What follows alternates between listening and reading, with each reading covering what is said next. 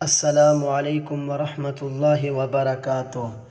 یقین ایسا ہو کہ سامنے سمندر ہو اور تم کہو کہ نہیں، میرا رب راستے بنائے گا۔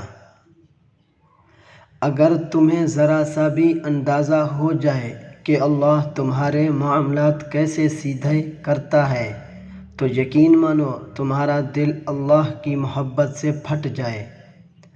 اللہ جب کسی کو اپنی طرف لانا چاہتا ہے تو اسے کسی کے ہاتھوں ضرور توڑتا ہے تاکہ اسے احساس ہو جائے کہ اللہ کی محبت کے علاوہ وہ سب محبتیں فنا ہیں۔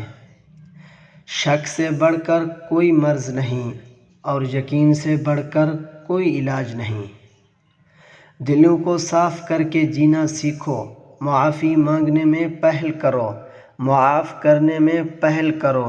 اللہ دنیا میں ہی تمہارے لیے جنت کی ہوائیں چلائے گا۔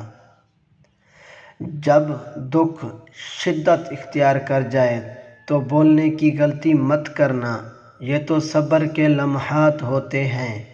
وہ لمحے جب اللہ آپ کے ساتھ ہوتا ہے، اور وہ جب ساتھ ہو جاتا ہے تو انسان کو فرش سے عرش تک پہنچا دیتا ہے۔ دیکھو، یہ موقع گنوانے کا نہیں، سب کچھ پانے کا ہوتا ہے۔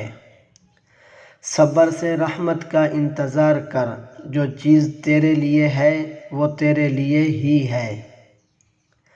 جو تم سے نہیں ہو رہا اسے اللہ کے حوالے کر دو، پھر دیکھو کہ کیا ہوتا ہے۔ اللہ اسی کو وسیلہ بنا دے گا جو تمہارے راہ میں رکاوٹ ہے۔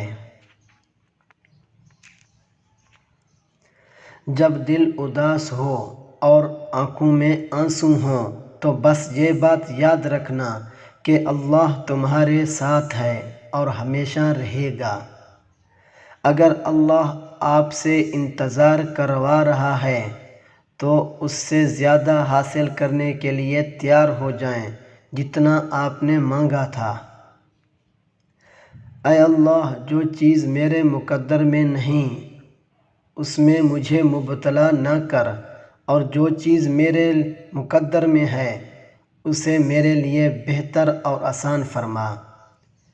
نصیب کا لکھا مل کر رہتا ہے، کب، کہاں، کیسے، یہ سب میرا رب جانتا ہے۔ ان الموت الذی تفرون منہ فانہ ملاقیکم، جس موت سے تم بھاگتے ہو وہ تو ایک دن تمہیں آ کے ہی رہے گی۔ اگر آپ کو ہماری ویڈیو اچھی لگی تو ہمارے چینل کو سبسکرائب ضرور کریں۔ شکریہ۔